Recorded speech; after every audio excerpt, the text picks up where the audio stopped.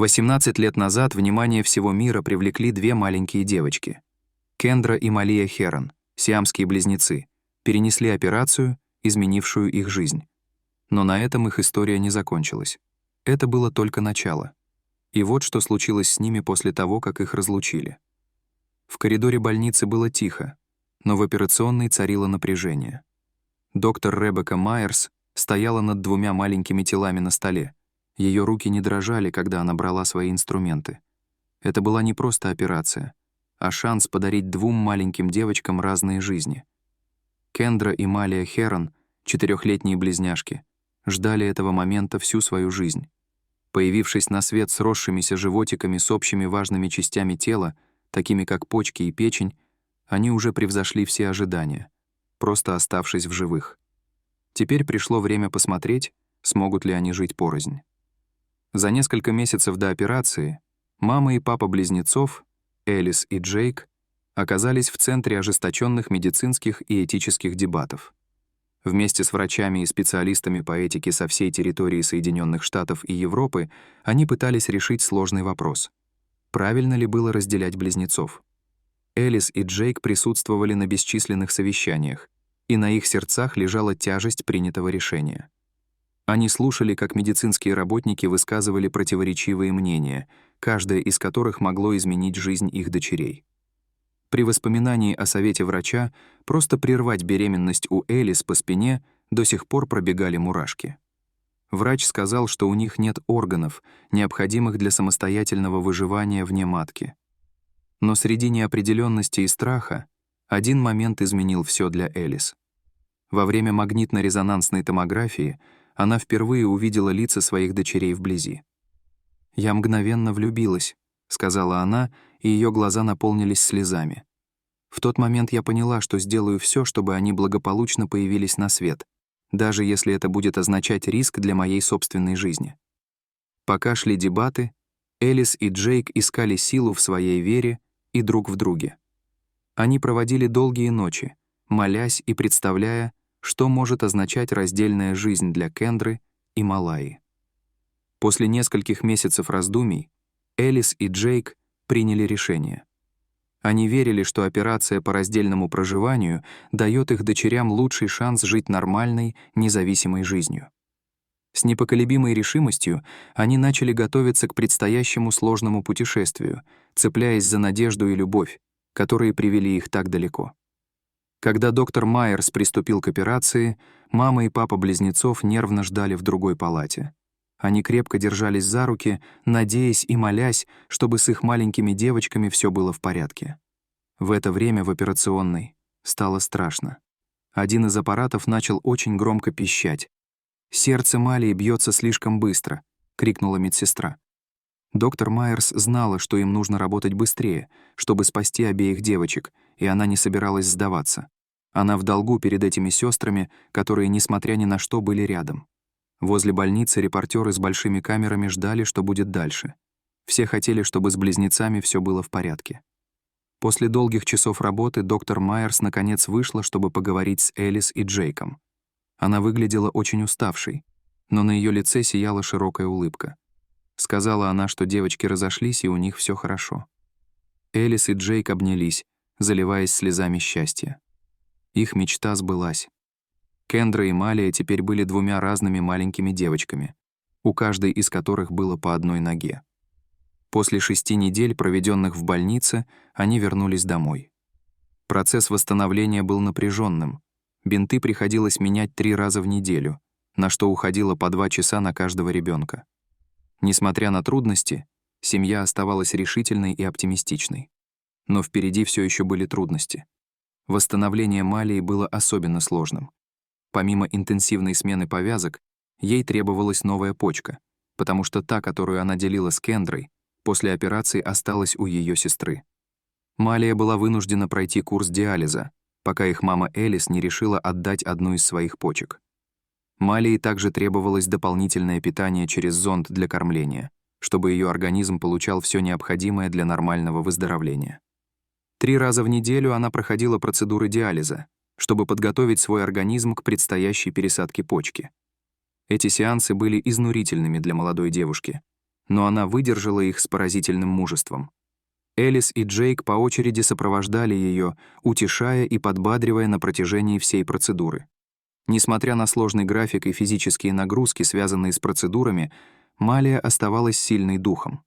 Врачи потратили часы на то, чтобы подсоединить донорскую почку к кровеносным сосудам и мочевыделительной системе Малии, надеясь, что это даст ей новую жизнь. После пересадки девочка провела в больнице больше недели.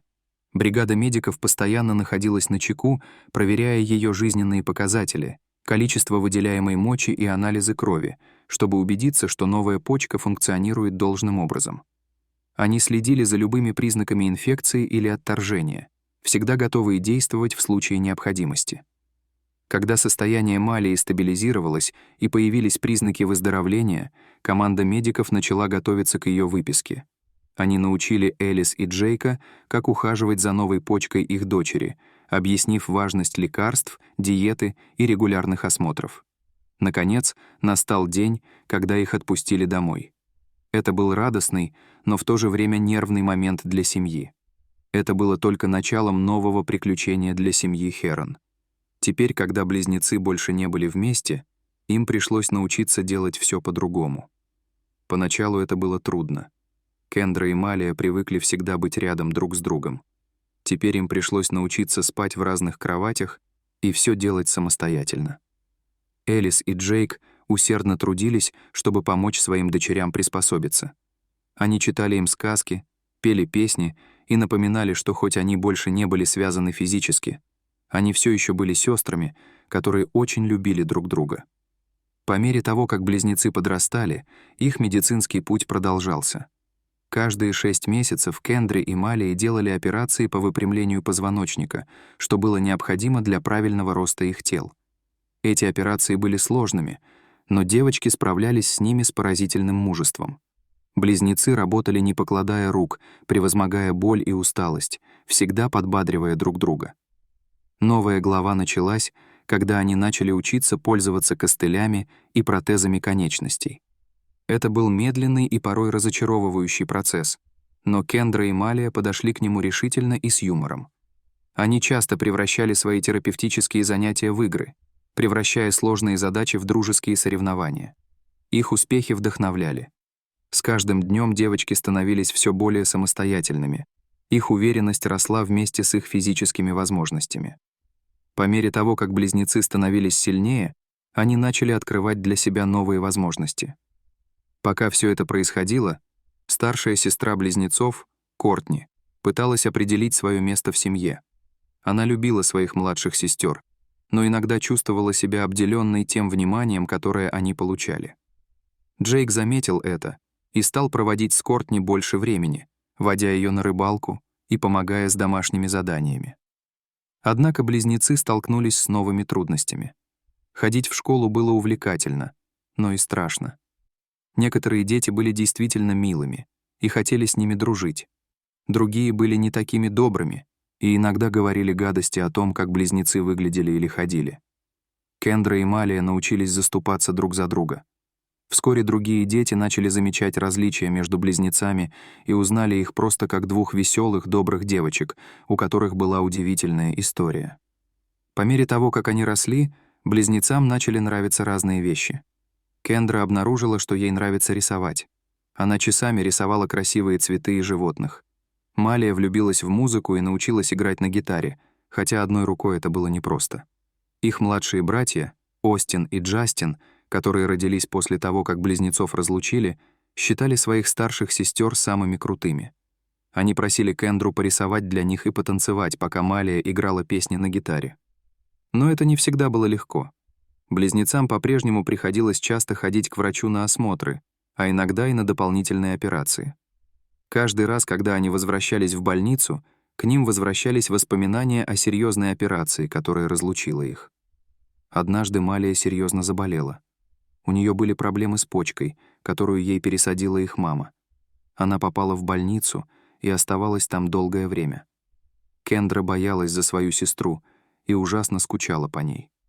В это трудное время Кортни пришла на помощь. Она навещала Малию в больнице, приносила свои любимые книги и рассказывала ей забавные истории о том, что происходило в школе. Она также помогала ухаживать за Остином и Джастином дома, давая своим родителям больше времени, чтобы побыть с Малией.